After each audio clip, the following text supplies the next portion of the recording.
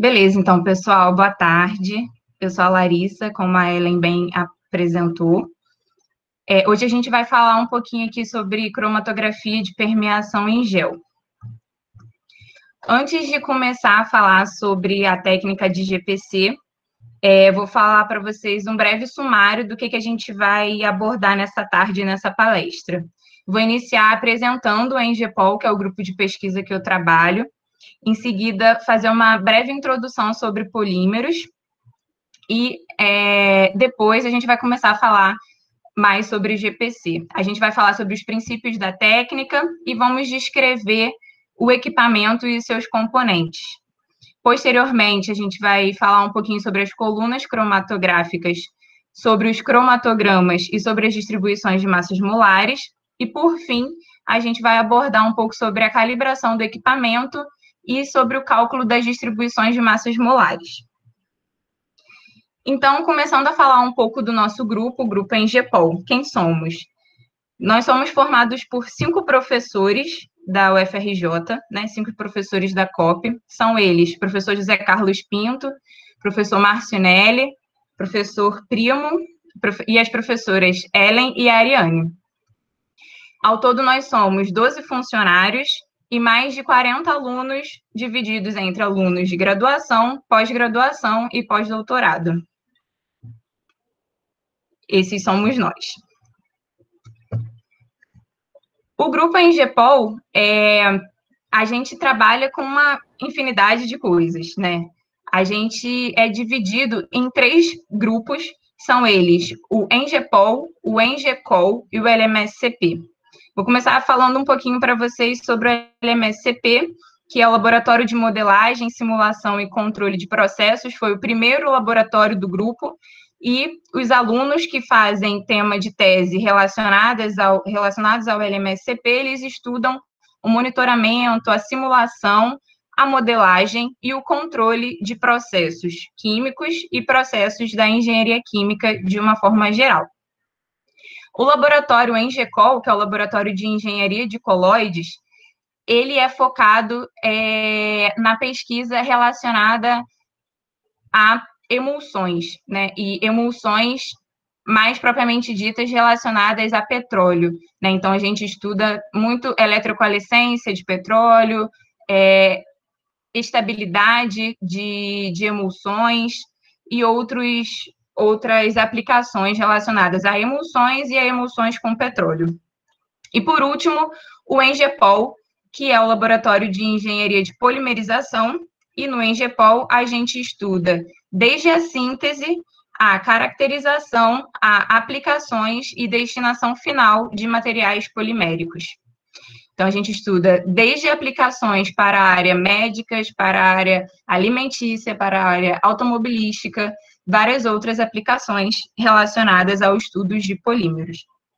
Se vocês quiserem conhecer um pouco mais sobre o que a gente faz no nosso laboratório, a gente tem um Instagram, onde a gente faz divulgação científica das coisas que a gente faz no nosso laboratório. Então, se vocês tiverem curiosidade, deem uma olhadinha lá, que vocês vão encontrar informações legais. Agora eu vou começar a falar com vocês um pouco sobre polímeros, né? E por que eu quis fazer essa introdução sobre polímeros antes da gente entrar propriamente dito começar a falar sobre GPC? Primeiro porque o grupo que a gente trabalha é um grupo de engenharia de polimerização, e também porque vocês vão entender um pouco mais à frente de que a técnica de GPC é uma das principais técnicas de caracterização de polímeros. Então, entender um pouco o contexto dos polímeros é importante para essa breve introdução. Então, falando de polímeros, o que são? De onde vêm? Para onde vão? Temos essas perguntinhas, né? Os polímeros, eles são macromoléculas, né? Moléculas gigantes, que são formadas por unidades repetitivas. Essas unidades repetitivas, elas são chamadas de monômeros. Então, aqui eu coloquei o exemplo para vocês do polietileno. Ele é formado por unidades repetitivas, muitas unidades repetitivas da molécula de etileno. De onde vem? Os polímeros, eles podem ser de natureza natural ou de natureza sintética. E aí a gente tem nessa imagem o amido de milho, que é um exemplo de polímero natural que a gente tem. Eles podem vir da natureza naturalmente, sem precisar o homem fazer nenhuma modificação química, né? Como, por exemplo, o amido, a gelatina e outros. Ou eles podem ser de origem sintética, né? O que isso quer dizer? É que a gente precisa fazer alguma transformação nele, em laboratório, alguma transformação química para que ele se transforme em material polimérico. E aí os polímeros sintéticos, eles podem vir tanto da plataforma petroquímica, eles podem vir tanto do petróleo, através, né, de derivados do petróleo, quanto podem ser oriundos de fontes renováveis, como, por exemplo, a cana-de-açúcar. Os polímeros, eles foram... o primeiro polímero, ele foi sintetizado em 1907, né, e ele era o baquelite, mas o seu uso em grande escala, ele só começou a ser feito, só se deu a partir da década de 50. Então, da década de 50 para cá, a gente vê uma curva que cada vez cresce mais, uma curva exponencial, tanto na fabricação quanto no uso de materiais poliméricos. Estima-se que em 2017 foram produzidos cerca de 400 milhões de toneladas de plástico somente no ano de 2017. E essa curva, ela tem a tendência de crescer cada vez mais com o passar dos anos. E aí, a última pergunta que eu fiz é: para onde eles vão? Né? Eu quis colocar essa pergunta provocativa, porque hoje em dia o plástico, ele está sendo alvo de muita mídia, né? Se a gente liga a televisão ou se a gente abre no Google e coloca plástico, provavelmente você vai ver várias notícias sobre banimento de plástico, sobre o plástico sendo tratado como um vilão. E eu gostaria de causar em vocês uma certa reflexão com essas imagens que eu coloquei, né? Os plásticos na costa ali de uma praia, ou os plásticos num aterro sanitário. Será que essa é a melhor forma da disposição dos plásticos, do resíduo plástico? Certamente que não, né? Será que a garrafinha plástica, ela tem perna e ela foi lá para a praia sozinha? Eu tenho certeza que também não. Então, se o plástico ele está no mar hoje, ou se ele está na beirada da praia, ou se ele está num aterro sanitário, que a gente entende que não é a melhor destinação adequada para o plástico, significa que o homem, né, precisou um ser pensante levá-lo até lá. E é isso justamente que a gente conseguiria mudar, essa filosofia é que a gente conseguiria mudar. Isso a gente poderia conversar depois, né, o propósito do curso, da palestra, mas eu quis colocar apenas essa provocação para a gente pensar. Não poderia deixar de falar sobre isso, visto que é um tema tão atual e tão relevante. Não é mesmo?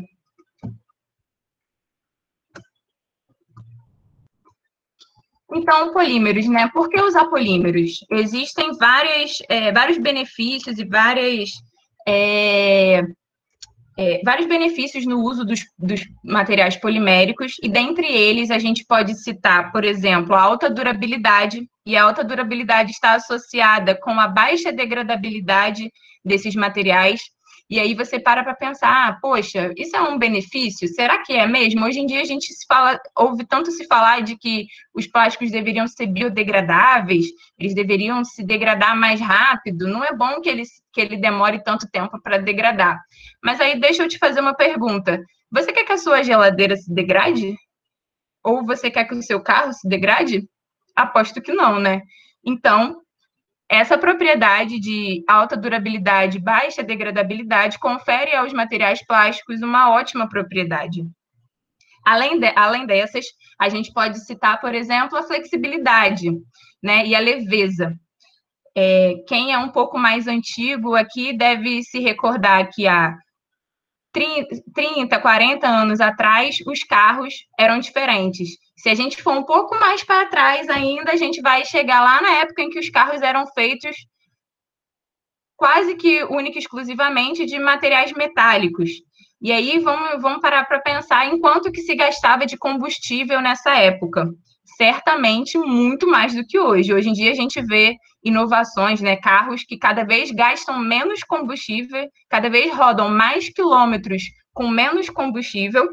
E essa melhoria que se teve no setor automobilístico se deve também à parte de melhoria nos motores, mas se deve muito, né?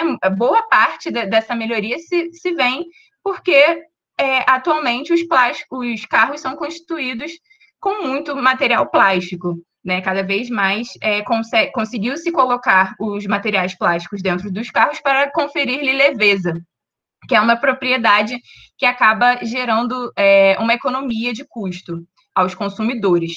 E aí, consequentemente, menos emissões de gases poluentes, de CO2, de gases do efeito estufa e várias outras implicações com isso. Além disso, os plásticos têm baixo custo, estabilidade química, biocompatibilidade. Aí, quando a gente fala de biocompatibilidade relacionadas aos plásticos, a gente pode pensar numa gama de aplicações médicas e biomédicas que os plásticos podem ter. Então, agora falando um pouquinho sobre as aplicações, a gente vê os plásticos, né, os polímeros presentes no nosso dia a dia, desde das coisas mais simples até as coisas mais sofisticadas, desde uma embalagem plástica para transportar algo, até uma roupa que você veste, que pode ser, por exemplo, de um poliéster, até um artefato que tenha na sua casa. Inclusive, hoje, a gente está aqui se comunicando, eu estou falando com vocês através do meu notebook, vocês estão me vendo provavelmente através do computador de vocês ou através do celular, e aí esses materiais são constituídos, né, a maior parte do peso desses objetos são oriundos de plásticos. Além disso, na área médica, principalmente quando a gente vive nesse momento tão intenso, né, de coronavírus, a gente entende que os plásticos descartáveis desempenham uma função muito importante, visto que eles protegem tanto o profissional da saúde quanto o doente, né, quanto o paciente, e a gente vê as aplicações dos polímeros em muitas áreas, em vários aspectos dentro da área da saúde, desde a parte de encapsulamento de fármacos, lentes de contatos, até mesmo preservativos, e dentre outros. E vocês sabiam que o avião hoje, mais de 80% do avião é constituído de plástico? Pois é, quando você viaja de avião, você está voando sobre as nuvens praticamente em cima de materiais plásticos. Outras aplicações dos materiais poliméricos, a área automobilística, como eu disse anteriormente, a área de construção civil, como, por exemplo, as tintas, os acrílicos que são usados nas fachadas, e dentre outros. Se a gente ficasse aqui falando sobre aplicação de plásticos, acho que seria uma palestra só de aplicação de plásticos, já deu para entender que os plásticos estão ao nosso redor todos os dias, os polímeros estão ao nosso redor todos os dias, a todos os momentos. Aqui eu trouxe para vocês um gráfico das principais resinas consumidas no Brasil, e aí a gente vê que as principais resinas consumidas são o polipropileno e o polietileno. E agora a gente vai começar a falar um pouco mais sobre cromatografia. Agora sim a gente vai entrar no tema da nossa palestra. A cromatografia, ela é uma técnica de separação ou de purificação de misturas. Quando associada a detectores específicos, ela se torna uma técnica capaz de identificar e quantificar substâncias. Em geral, na cromatografia, a gente tem duas fases, e aí sempre uma fase móvel e uma fase estacionária, sendo a fase móvel responsável por carrear a amostra por dentro da coluna, e a fase estacionária sendo responsável por fazer efetivamente a separação dos componentes da mistura. Falando de cromatografia, a gente tem a cromatografia gasosa, que pode ser dividida entre gás líquido e gás sólido, e a cromatografia líquida. A cromatografia líquida, ela pode ser de troca iônica, de adsorção, de partição, de bioafinidade, quiral, de fase quimicamente ligada, e ela pode ser por exclusão de tamanho, que é o que a gente vai falar um pouco mais hoje. Ainda falando sobre cromatografia líquida, ela se divide em duas classes. Existe a cromatografia líquida clássica, onde a técnica consiste em colunas de vidro recheadas com a fase estacionária, e aí ela é feita a pressão atmosférica, onde a fase móvel ela desce, né, ela percorre a coluna por efeito da gravidade. E existe a CLAI, que é a cromatografia líquida de alta eficiência, onde são colunas metálicas em que a fase móvel é bombeada sob pressão para dentro dessas colunas. Dentro dessas colunas estão a fase estacionária. E a fase estacionária pode ser de alguns tipos. No curso de hoje, a gente vai falar um pouco mais sobre a cromatografia de permeação em gel ou de exclusão de tamanho, esses nomes são sinônimos, e elas estão enquadradas dentro da cromatografia CLAI, né, que é a de alta eficiência. A cromatografia de permeação em gel. A principal característica dessa técnica, né, por que fazer uma análise de GPC, né, para os íntimos de GPC? A principal motivação é a caracterização de massas molares. E aí, por que eu falei antes, eu quis trazer antes toda essa contextualização sobre polímeros? Não é só porque eu trabalho com polímeros e defendo a bandeira dos polímeros, não é só por causa disso, mas também porque o GPC é a técnica mais utilizada para a caracterização de massas molares. E entender a massa molar dos polímeros, caracterizar as massas molares dos polímeros, é algo muito importante para definir a aplicação e o uso desses polímeros. Então, a técnica, ela consiste em um suporte fixo na forma de um gel. Esse gel, ele não é a fase estacionária, mas ele a contém. Ficou confuso? Eu vou explicar, peraí. Como eu disse anteriormente, é constituído de duas fases, sendo a fase móvel líquida e normalmente solventes, solventes que solubilizem a sua amostra, e a fase estacionária. Muitos pensam que a fase estacionária é o gel, mas vou trazer para vocês aqui um breaking news de que não é o gel. A fase estacionária é o poro que o gel contém. Porque a fase estacionária é o que faz a separação da coluna, né? É o coração do... O que vai fazer a sua coluna separar os analitos, né? Separar as substâncias. Não é simplesmente o gel, mas sim o poro que o gel contém. Então, a fase estacionária, no caso do GPC, são os poros desse gel. Em relação ao suporte, que é esse gel que a gente está chamando, né, de fase estacionária, esses poros desse gel, ele deve ser mecanicamente estável, porque são altas pressões envolvidas nessa técnica.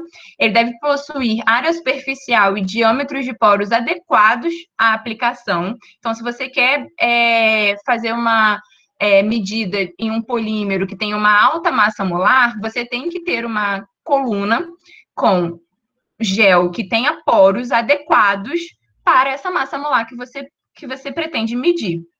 E ela deve ser inerte, ou seja, ela não deve interagir quimicamente com a sua amostra. E aqui um esquemazinho dos analitos percorrendo a coluna. O equipamento, né? O equipamento, ele consiste de um garrafão que contém a fase móvel. Esse garrafão, né, essa fase móvel, ao sair do garrafão, ela passa por um degasificador, em seguida passa por uma bomba. Essa bomba, ela injeta a fase móvel para dentro do injetor, né, e no injetor a gente injeta a amostra que vai ser analisada. Essa amostra, ela passa pelas colunas. As colunas, elas normalmente ficam dentro de fornos, porque precisam ser aquecidas. E após sair da coluna, elas passam por um detector, que pode ser de alguns tipos, que a gente vai falar um pouco mais na frente, e o detector transmite o sinal para o computador para que seja feita a aquisição de dados. Agora, a gente vai falar um pouco sobre cada parte do equipamento. Começando pelo recipiente da fase móvel, ele normalmente é um garrafão, ele é tipicamente um frasco de vidro escuro, para que não haja interferência de luz e oxidação do seu solvente. E pode existir sistemas com mais de um solvente, né? Com 2 ou mais solventes. E aí você vai ter mais de um garrafão. Dentro desse garrafão, a gente tem esses filtros sinterizados. Esses filtros sinterizados, eles servem para evitar que o material particulado entre no sistema do cromatógrafo. E eles permitem uma boa vazão. Esses filtros, eles devem ser limpos regularmente. Depois do solvente sair do garrafão, ele passa por um degasificador. Esse degasificador, o que ele vai fazer? Ele vai remover os gases dissolvidos no solvente.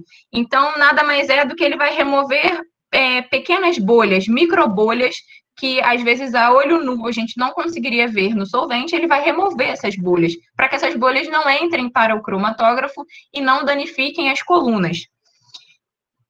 Esse degasificador, ele pode ser em linha, ele pode estar em linha com a sua bomba, ou ele pode ser fora de linha, né? Eu posso ter um sistema de um cromatógrafo que eu não tenho um degasificador, e aí eu faço essa degasificação com o meu solvente antes de colocá-lo no sistema. Eles devem ser limpos regularmente, e ele é um equipamento, né, um acessório vital para a análise de cromatografia, porque uma bolha de gás no interior da coluna, ela pode causar danos irreparáveis e comprometer a sua análise. Então, é muito importante certificar que o seu solvente está livre de microbolhas. Passando para a parte da bomba, a principal função dela é controlar a vazão do solvente. Essa vazão, ela pode ir desde 0,01 a 10 ml por minuto, e aí vai depender muito da característica da sua amostra, da característica das suas colunas, qual é a finalidade que você tem quando você faz a caracterização, tá? Por exemplo, no nosso laboratório, a gente trabalha com a vazão de 1 ml por minuto. E é uma vazão que é normalmente recomendada pelos fabricantes das colunas, essa vazão de 1 ml por minuto. Essa bomba, ela deve ser capaz de bombear o solvente a elevadas pressões, ela deve ter inércia química a solventes, e ela pode ser contínua ou pode ser pulsante. Se ela for pulsante, idealmente, a bomba deve ter um amortecedor de pulsos, para que o sinal desse pulso da bomba não seja percebido pelo restante dos equipamentos do cromatógrafo. E ela pode ser de pistão simples ou duplo, e ela também pode ser isocrática, como a gente vê aqui nessa foto, ou ela pode ser gradiente, como a gente vê nessa daqui. A bomba isocrática, ela permite o uso de um único solvente, enquanto a bomba gradiente, você consegue ter 2 ou mais solventes e você consegue setar uma proporção de mistura que você queira desses solventes na sua bomba. A bomba mesmo faz a mistura para você. Passando para a parte do injetor. O injetor, ele nada mais é do que o componente para inserir a amostra na linha do solvente. Esse injetor, ele pode ser manual ou pode ser automático, né? Aqui na foto a gente vê um injetor manual, e quando ele é de característica manual, o próprio operador, ele vai preparar a seringa com a amostra e ele vai manusear o injetor. Ou ele pode ser automático. Quando ele for automático, o operador ele vai preparar os vaiozinhos com as amostras e vai colocar no carrossel, vai fazer a programação no computador e o próprio equipamento vai fazer a injeção das amostras sozinho. Existe um braço mecânico, né, um robô, que executa a ação discriminada pelo operador de ir lá no vaio número 1 e injetar X ml de amostra. O injetor, dentro do injetor, existem o que a gente chama de loop, que é o que a gente vê nessa imagem aqui. O que é esse loop? Nada mais é do que essas pecinhas metálicas que têm o volume interno bem definido e o volume interno calibrado, né? A gente compra esses loops com os volumes fixos. Então, se o meu cromatógrafo eu quero injetar 100 microlitros, eu vou comprar um loop de 100 microlitros. E normalmente deve se injetar cerca de 10 vezes mais do que o volume do loop. Deixa eu ver se eu esqueci de algo. Ah, tá, os filtros. Dentro dos injetores, normalmente a gente tem filtros sinterizados para impedir a passagem de partículas pelo injetor. Aqui a gente tem as seringas que a gente usa para injeção. Aqui eu quis colocar para vocês um sistema que existe em que alguns injetores eles são associados a um sistema de válvula que permite a seleção da coluna. Então, quando injeta, ele não vai para uma única coluna, existem várias colunas, e aí você consegue setar, vamos dizer assim, eu quero que essa amostra ela passe pela coluna 1, ou não, eu quero que ela passe pela coluna 2. Existem injetores que são um pouco mais sofisticados, que permitem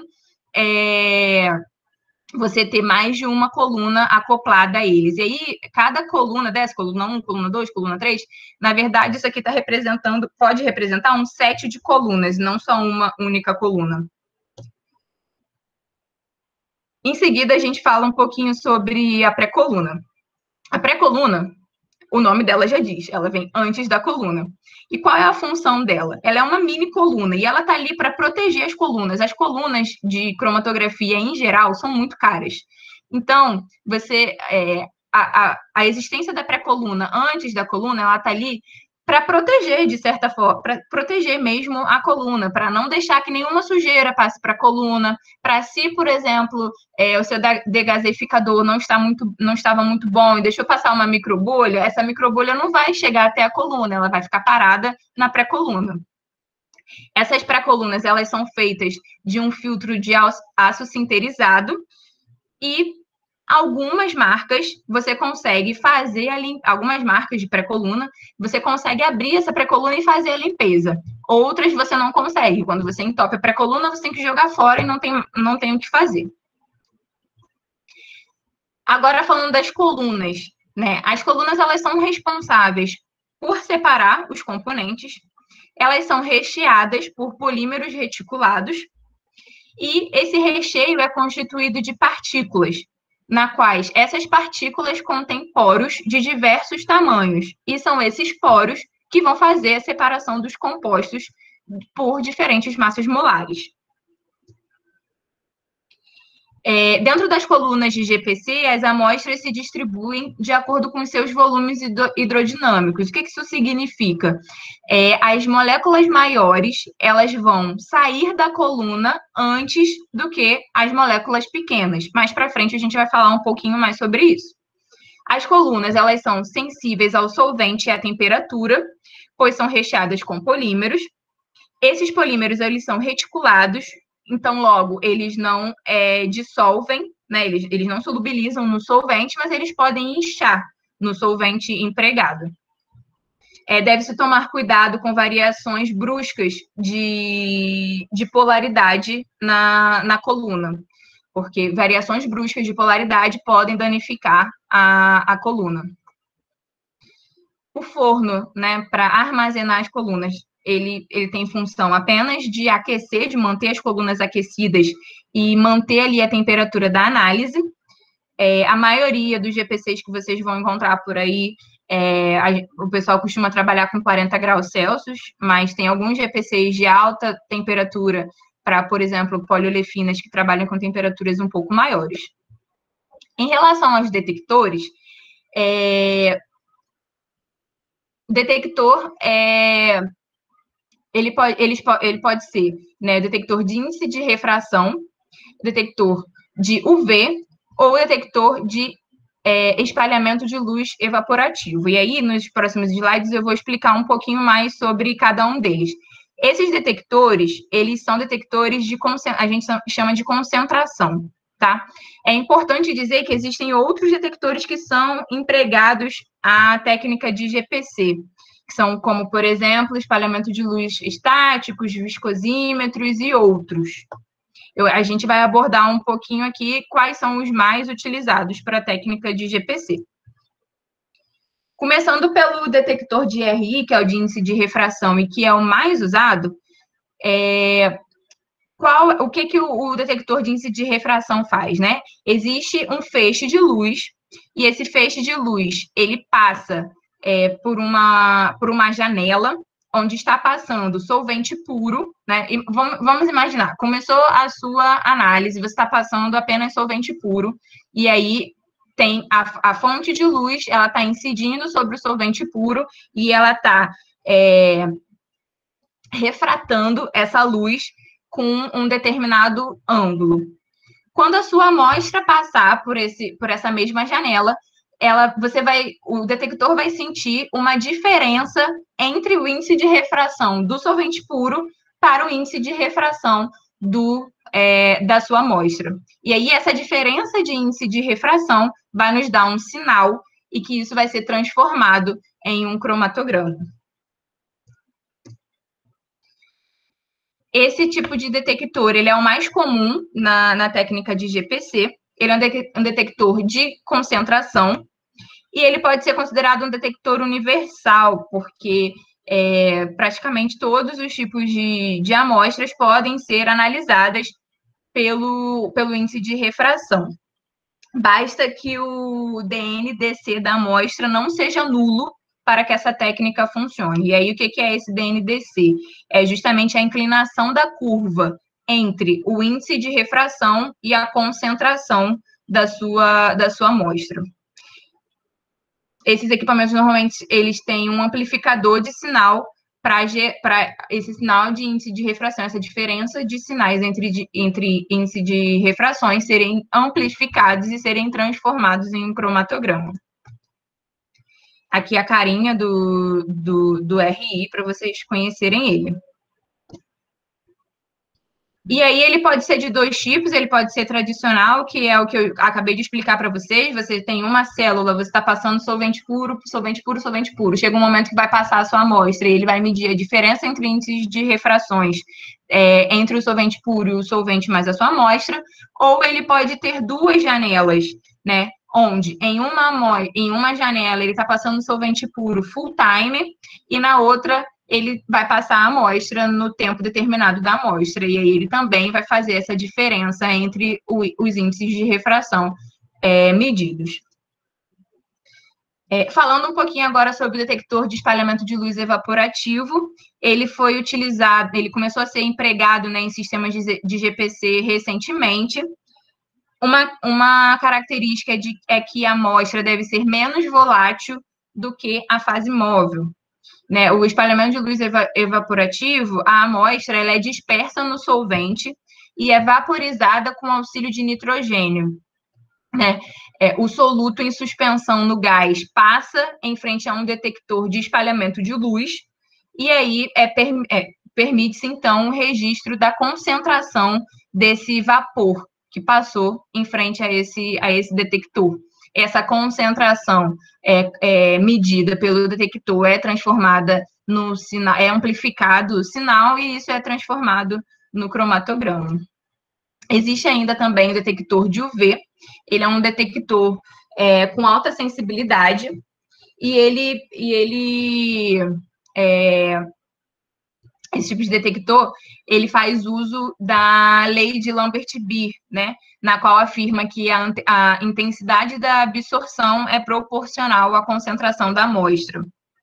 Esse tipo de detector ele é aplicado a polímeros com grupos funcionais que absorvem na faixa do ultravioleta. E ele pode ser de três tipos. Ele pode medir um único comprimento de onda selecionável pelo usuário, ele pode medir 2 comprimentos de onda selecionáveis pelo usuário, ou ele pode fazer uma varredura de 200 a 400 nanômetros dentro da faixa do ultravioleta.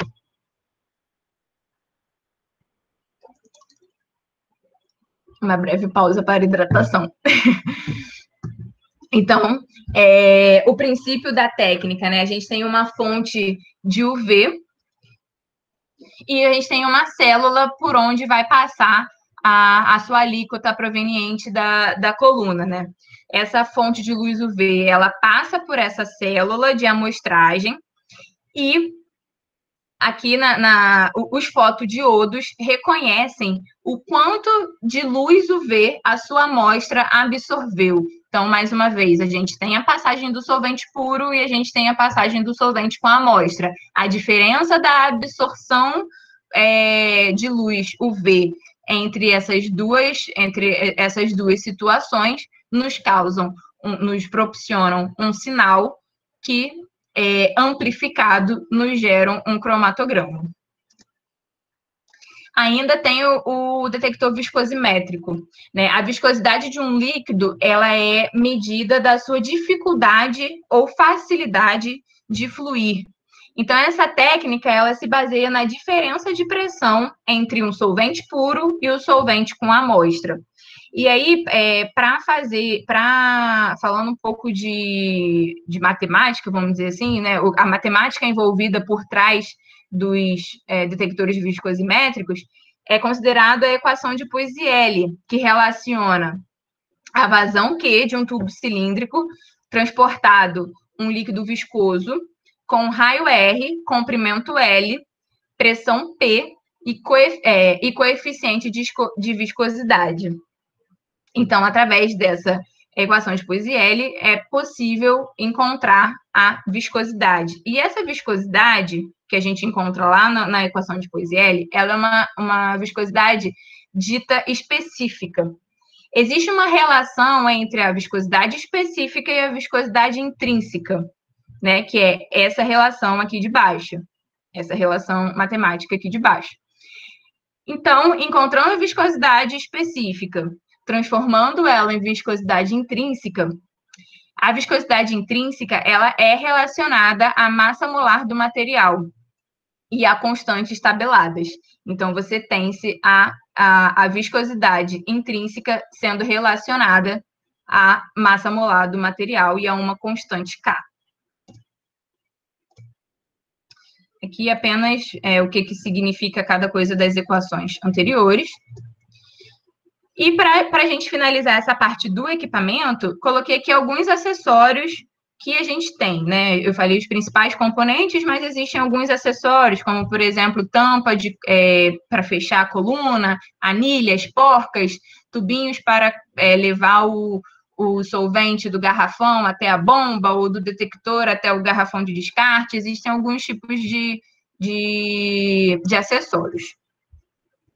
Falando um pouco mais agora sobre a análise em si, vou começar falando para vocês um pouco sobre a preparação da fase móvel, né? O solvente utilizado na técnica de GPC, ele deve ser de grau HPLC, ou seja, ele não pode estar sujo, ele não pode ser de baixa qualidade, ele não pode ser de baixa pureza, ele tem que ser de fato grau HPLC, ter uma elevada pureza. Os solventes mais comuns utilizados são esses que vocês estão vendo aí no slide: CHF, TCB, DMF, tolueno, HFIP, clorofórmio, soluções aquosas e outros, mas esses são os mais utilizados.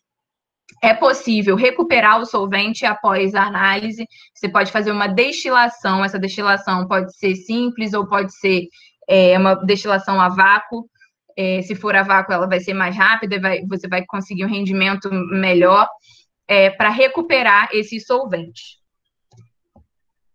A escolha da fase móvel, né? O THF, que é o tetrahidrofurano, ele é o solvente mais comum utilizado à análise de GPC. Ele solubiliza muitos polímeros, ele solubiliza poliestireno, polímeros acrílicos, PVC, policarbonato e vários outros.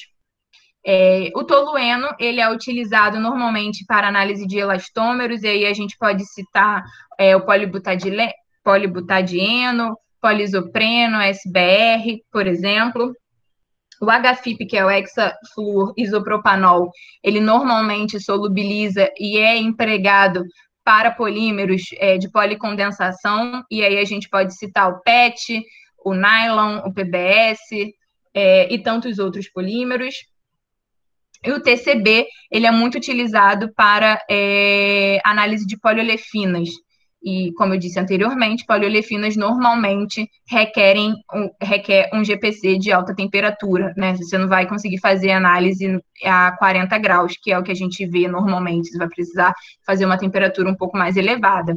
E existem ainda soluções aquosas, né? Polímeros que são solúveis em soluções aquosas, como, por exemplo, o poliálcool vinílico e polímeros naturais.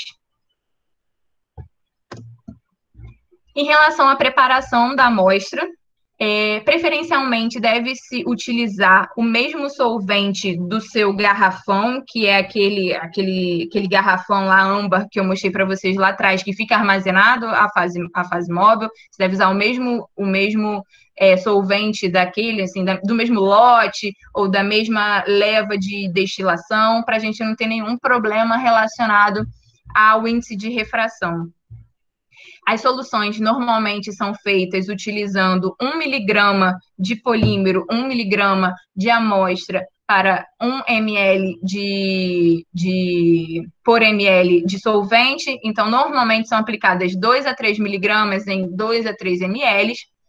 E você pode fazer concentrações maiores para aumentar o sinal do seu cromatograma, especialmente quando o seu detector começa a ficar velhinho, ele começa a perder um pouco a sensibilidade, você pode começar a aumentar um pouco essas concentrações para você ter cromatogramas com sinais melhores definidos.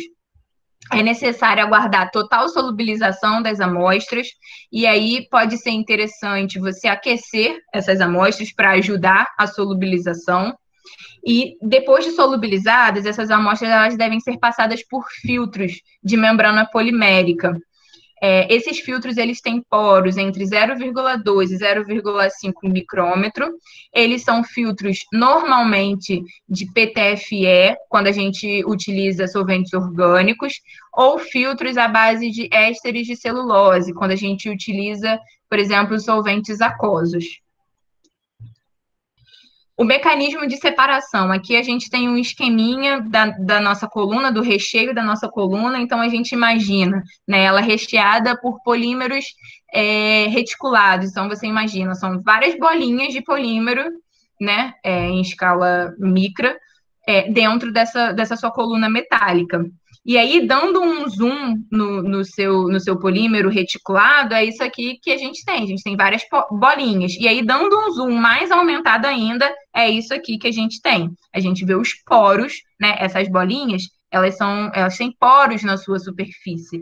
Então, esses poros é o que vão permitir a passagem das moléculas por entre eles. Então, como que acontece essa separação? Né? Aqui nesses esquemas a gente vê essas bolas, elas estão representando as moléculas, né? As moléculas do nosso analito, e essas arvorezinhas, vamos dizer assim, estão representando os poros da nossa coluna. Então, as moléculas que são pequenas, elas vão entrar nos poros. Em todos os poros, sejam eles os menorzinhos que tiverem, elas vão entrar e elas vão percolar todos os poros. Já as moléculas grandes, elas não vão conseguir entrar nos poros pequenos. Então, por isso que as moléculas maiores, elas eluem da coluna, elas saem da coluna mais rápido do que as moléculas menores. Então, as moléculas que são pequenas o bastante para entrar nos poros da coluna têm acesso a um volume maior da mesma, enquanto as moléculas maiores não têm, porque elas não conseguem entrar nesses poros tão pequenos. Aí agora a gente vai falar um pouco sobre o volume de eluição. Não sei se vocês já ouviram esse termo, mas é um termo bem comum para quem trabalha com GPC. O que significa, né? O volume da fase móvel nas colunas corresponde ao volume intersticial, que é o V0, e o volume de poros, que é o VP. Né? E aí a gente pode considerar duas situações extremas. A gente pode considerar a exclusão total, ou seja, moléculas são grandes o bastante, não penetram nenhum poro, e aí a gente tem um V0, e as moléculas, e a gente pode considerar a permeação total, na qual as moléculas são pequenas o bastante, elas difundem completamente nos poros e elas percorrem todos os poros da coluna. E aí a gente tem o V0 mais VP. E aí, o V0 mais um KVP, e esse K está relacionado à temperatura em que a sua coluna está, essa constante, né, está relacionada à temperatura em que a sua coluna está, é o que a gente chama de volume de eluição. O fabricante das colunas, ele já nos informa isso, né? Ele já diz, ó, você está comprando uma coluna que tem o seu volume de exclusão de X e o seu volume de permeação de Y. Então, baseado nesse princípio, a gente é possível concluir que nenhuma molécula eluirá menor do que V0 e nem maior do que V0 mais P. E esses dois volumes, o fabricante da coluna nos informa. Agora a gente chegou numa parte muito importante sobre a técnica de GPC, que vamos falar um pouquinho sobre volume hidrodinâmico. Vocês sabem o que é volume hidrodinâmico? É exatamente isso que vocês veem aqui na foto, né? A cadeia polimérica, ela fica emaranhada. Ela é uma macromolécula, mas ela não é uma macromolécula estendida, né? Ela é uma macromolécula que fica toda emaranhada. Então, a gente chama o volume hidrodinâmico de novelo, né? Indica qual grande é o novelo em solução, né? A sua macromolécula, qual grande é o novelo dela, é o emaranhamento dela em solução. Para uma dada amostra, quanto maior for a massa molar, maior é o volume hidrodinâmico. Isso acontece na maioria dos casos, mas não em todos. A gente vai ver um pouco mais à frente e é por isso que a gente tem que tomar um pouco de cuidado. Então, aqui uma notícia bem importante para vocês guardarem essa informação é que a técnica de GPC, ela não separa as moléculas de acordo com suas massas molares, mas sim de acordo com o volume hidrodinâmico, porque é o tamanho desse novelo, dessa macromolécula, que vai conseguir ou não percolar esses poros do nosso gel da fase estacionária. Então, o volume hidrodinâmico, ele pode ser relacionado com a viscosidade intrínseca, que pode ser relacionada com a massa molar, como a gente viu anteriormente. Portanto, a curva de calibração obtida, ela só é válida para amostras que possuam a mesma relação entre massa molar e volume hidrodinâmico, que é aquela apresentada pelos padrões empregados. O que afeta a relação entre volume hidrodinâmico e massa molar? Algumas coisas afetam, como, por exemplo, a configuração da cadeia polimérica, a conformação da cadeia, a interação entre o polímero solvente e a temperatura. Aqui uma coisa para a gente pensar, nessa primeira imagem aqui, a gente tem massas molares iguais, o tamanho da macromolécula é igual, mas a gente tem volumes hidrodinâmicos diferentes, porque o novelo dessas macromoléculas em solução tem tamanhos diferentes, então o volume hidrodinâmico é diferente. Nessa situação de baixo, a gente tem, por exemplo, massas molares diferentes, a gente consegue ver que essa massa molar é muito maior do que essa, mas a gente tem volumes hidrodinâmicos iguais. Então, é muito importante você levar em consideração que a técnica de GPC mede volume hidrodinâmico e não massa molar, para você não tirar conclusões inapropriadas ou inadequadas da análise.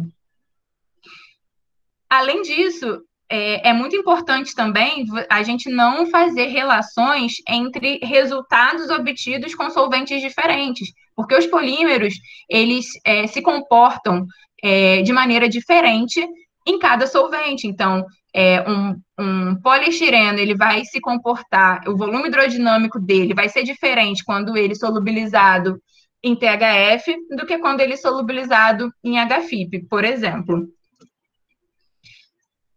E a gente diz que a técnica de GPC, ela mede a massa molar relativa, né? Ela não é uma técnica absoluta, ela é uma técnica relativa. Mas o que isso significa na prática, né? Quando a gente usa um padrão de massa molar, a gente tem, né, a gente tem a relação entre o volume hidrodinâmico desse padrão e a massa molar daquele padrão.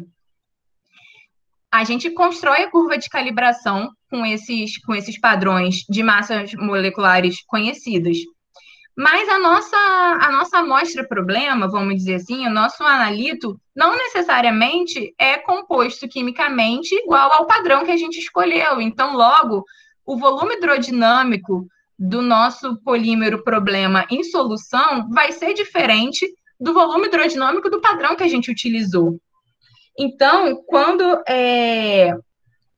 a gente diz que a massa molar obtida será relativa ao padrão usado, na verdade, o que a gente quer dizer é o seguinte: né? A gente costuma ver muito aí nas teses, nas dissertações, nos trabalhos, né? A massa do polímero foi calculada usando padrões de poliestireno, obtendo-se um valor de 100 mil grama-mol. Ou a massa do polímero foi calculada em 100 mil grama-mol em relação a padrões de poliestireno.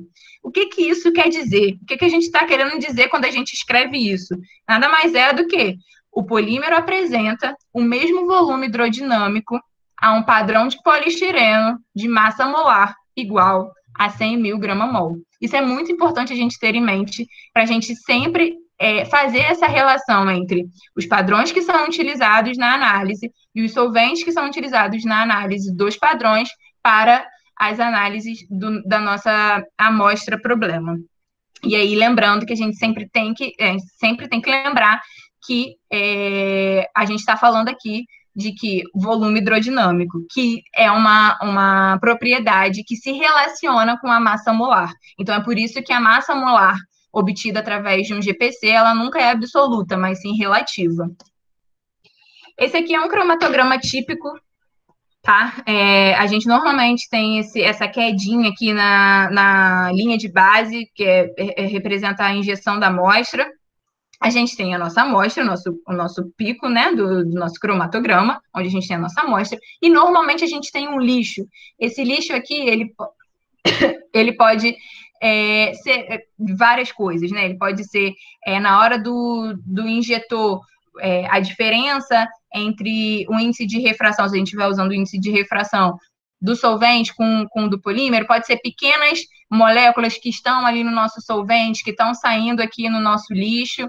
O importante é que a nossa amostra, né, a gente consiga sempre que o nosso analito saia com uma distância segura desse pico de lixo, para que não haja interferências nos cálculos, tá? Em relação à qualidade da separação, o desempenho das colunas, do que depende? Aí aqui a gente tem em relação à seletividade e eficiência. A seletividade, ela nos diz o quanto que a coluna consegue espaçar os picos. Então, se eu tenho 2 analitos na minha amostra e eles vão sair, eu quero que eles saiam separados, eu quero que eles saiam, tenham um pico deles, que eles voltem para a linha de base e que depois o próximo analito saia. Então, conseguir separar bem esses analitos da minha amostra representa a seletividade. E o que é a eficiência? A eficiência é quão larga ou quão estreita é a minha curva. Então, se a gente tem curvas muito largas, a gente tem uma baixa eficiência da nossa técnica. E o que é ideal? Né? Aqui eu coloquei um cenário ruim e um cenário ótimo, né? Aqui, nesse cromatograma daqui, a gente tem uma baixa seletividade, porque os picos, eles estão juntos, né? Você não retoma a linha de base para ter o próximo pico, e você tem uma baixa eficiência, porque os picos estão largos. O ideal é que a gente tenha uma boa resolução. O que isso significa? Uma alta eficiência, os picos bem separados, e uma alta seletividade, os picos bem estreitos. Agora, falando sobre massas molares, existem alguns tipos de massas molares, né? Eu vou falar para vocês nos próximos slides do que significa cada uma delas. Começando pela massa molar numérica média, que eu acho que é a mais simples de se explicar e é que vocês devem imaginar como massa molar mesmo, e ela é definida como a soma das massas molares de todas as cadeias dividido pelo número de cadeias. Então, essa massa molar numérica média, ela leva principalmente em consideração o número das cadeias poliméricas, né? Visto que as massas molares são divididas pelos números das cadeias poliméricas. Nós temos também a massa molar ponderal média, que é a massa molecular mais utilizada para materiais poliméricos, né? Normalmente, você compra um polímero pelo MW dele, né? Pela massa molar ponderal média dele. E o que ela é? Ela é a contribuição ponderada de cada tamanho de cadeia no cálculo da massa molar. Então, ela leva em consideração principalmente a massa molar das cadeias poliméricas, né? E não do número de cadeias poliméricas, mas assim, leva em consideração principalmente a massa molar das cadeias poliméricas. Temos também a MZ, que nada mais é do que quando o interesse é de se levar mais fortemente em consideração a massa molar de cada fração. Então, quando eu tenho frações com diferentes tamanhos de cadeia, e eu quero levar mais fortemente em conta cada fração de tamanho, é utilizada a MZ. E ainda a massa molar viscosimétrica média, em que, como já dito anteriormente, a viscosidade das soluções poliméricas diluídas é função do volume hidrodinâmico, que, por sua vez, está relacionado à massa molar. Então, medidas de viscosidade de soluções diluídas permitem o cálculo da chamada massa molar viscosimétrica. Inclusive, uma observação é que você consegue medir, você consegue fazer o cálculo de massa molar fazendo uma análise de viscosidade da sua amostra em um solvente. Então, se você tiver um viscosímetro, por exemplo, você consegue fazer a sua caracterização de massa molar da sua amostra, medindo a viscosidade e aí fazendo todo aquele cálculo que a gente falou lá atrás, né? Achando a viscosidade específica, depois achando a viscosidade intrínseca e aí relacionando com a massa molar. Ainda cabe falar sobre o índice de polidispersão, que é a MW sobre a MN, e é uma maneira simples de se conhecer quão larga ou quão estreita é a curva de distribuição de massas molares. Esse índice de polidispersão ele também pode ser chamado de polidispersividade. Esse valor ele é sempre maior ou igual a 1. Quando a gente tem MN igual a MW, ou seja, índice de polidispersão igual a 1, a gente diz que o polímero é monodisperso, ou seja, todas as cadeias têm o mesmo comprimento. E quando a diferença entre MW e MN é pequena, né, valores próximos a 1, a gente diz que a dispersão é dita estreita. E quando a diferença entre MW e MN é alta, a gente tem o valor mais longe, né, mais se afastando de 1, e a gente diz que a distribuição é dita larga. Os polímeros ramificados apresentam picos largos, ou seja, eles têm alto índice de polidispersão. Falando sobre a curva de calibração, a curva de calibração em um detector de concentração, que pode ser, por exemplo, o V ou RI, a gente usa padrões de GPCs com massas molares conhecidas, né, e distribuições de massas molares conhecidas, e aí a gente tem aquela premissa de quanto maior a massa molar, maior o volume hidrodinâmico, mais cedo ele deixará a coluna. A curva de calibração, na curva de calibração convencional, os padrões são injetados para que se obtenha o volume de eluição de cada um deles neste equipamento. Então, são injetados alguns padrões, um por um, e aí você tem a massa molar dele e o volume de eluição dele. Você vai plotando isso numa curva, né? Padrão 1, massa molar 1. Padrão 2, massa molar 2. E aí você vai construir uma curva de calibração. Os padrões, eles são caros, como qualquer padrão.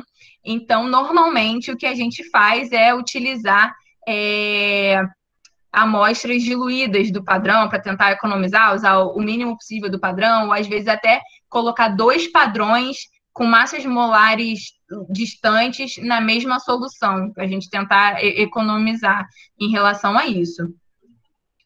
Qualquer alteração no seu sistema, se mudar a sua temperatura, se a sua pressão mudar, se você mudar a vazão, a fase móvel, qualquer mudança no seu sistema requer uma nova curva de calibração, porque a amostra vai passar pela coluna de maneira diferente, então você precisa recalibrar o seu sistema. Então, aqui apenas uma ilustração, né? A gente tem a injeção do primeiro padrão, a injeção do segundo padrão, a injeção do terceiro padrão, e aí depois a gente monta essa curva. E essa curva, ela os eixos dela, né? Nos diz a massa molar, a MP, que a gente chama, que é a massa molar de pico, né? Qual é a massa molar no pico do cromatograma e o tempo de retenção. Aqui um exemplo real do equipamento lá do nosso laboratório, da nossa curva de calibração, e aí, quanto mais quanto mais padrões você tiver na sua curva, maior ela vai conseguir mais amostras com diferentes tamanhos de cadeia, ela vai conseguir analisar. Então, o ideal é que você tenha bastante padrões na sua curva, para que ela seja uma curva bem rica, vamos dizer assim, em informações para te fornecer. Mas, em geral, uma curva com 6 padrões já é uma curva suficiente para você fazer a análise. E vocês podem ver, ela não é linear, ela é polinomial. Alguns fabricantes de colunas indicam uma equação polinomial de até quinto grau para descrever essa curva de calibração. Aqui alguns exemplos de curva de calibração com o mesmo solvente e diferentes polímeros para vocês verem como de fato muda, né? Aquela relação lá do volume hidrodinâmico para a massa molar. E agora a gente chega na parte do tratamento do cromatograma, né? Aqui a gente tem um cromatograma, vocês já viram lá atrás que eu mostrei a carinha dele para vocês. Como a gente faz para calcular esse cromatograma? A gente precisa, primeiro, identificar a linha de base e fazer com que a linha de base seja o mais reta possível abaixo do pico. Depois de fazer isso, a gente precisa delimitar o limite inicial e o limite final que você vai integrar a sua curva. E aí, então, o software vai calcular para você e vai te dizer a massa molar e a distribuição de massa molar da sua curva. Então, aqui um cenário real para vocês, né, de um padrão que a gente fez. Esse padrão, se não me engano, era de 104.000 Daltons. Então, a gente tem aqui o pico. O que a gente fez aqui foi marcar a linha de base, delimitou o início e o final do pico e a gente deu execute no programa. O programa já tem as fórmulas matemáticas para me devolver a resposta em massa molar. E aí aqui ele me dá o MN, o MW, o MZ, o índice de polidispersão. Como saber se a minha curva de calibração está válida? Depois que você termina de fazer a curva de calibração, o primeiro passo é você injetar um padrão e calcular pela sua curva de calibração. E aí você tem que ter uma resposta, né, similar ao valor do padrão que você está usando. Então, essa é a forma mais simples e mais prática de você saber se a sua curva de calibração está realmente eficiente. Mas a realidade não é tão bonita assim. Não trabalhamos com amostras padrões a vida toda. Então, bem-vindo ao mundo real de um cromatograma. É basicamente isso aí que a minha habilidade de Paint conseguiu desenhar. Então, essa é a realidade, mais ou menos, de um cromatograma. Mas o que está ruim sempre pode piorar. A linha de base pode subir, você pode ter coisas bem bizarras, e isso aqui é o mundo mais real das amostras. Então, como calcular algo nesse cenário? Então, mais uma vez, o software ele pode fazer isso automaticamente, mas nada melhor do que a sensibilidade do operador para saber delimitar ali os limites de integração e o seu cálculo fica bem certinho. Então, a gente marca a linha de base mais reta possível que a gente conseguir e delimita os limites iniciais e finais e tem-se o resultado. Alguns cuidados que a gente tem que ter com o equipamento são cuidados que a gente tem que ter, em geral, com qualquer equipamento analítico, né? Mantê-lo limpo, seco, fazer uma manutenção diária nele, correr sempre linha de base, fazer sempre purga da bomba para evitar que haja bolhas no solvente, que essas bolhas entrem para a coluna, manter a rede elétrica estabilizada. E alguns cuidados também com o operador são muito importantes. Cuidado ao filtrar a amostra ela precisa ser bem filtrada, porque se você deixar passar alguma partículazinha, você vai entupir o seu sistema, e aí você vai demorar horas, dias para desentupir, você vai provavelmente perder para a coluna, de repente perder coluna, e isso são gastos bem caros, e a gente não quer isso.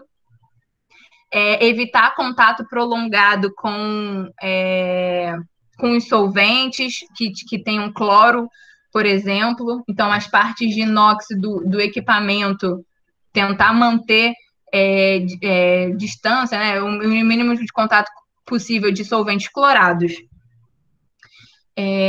Cadê?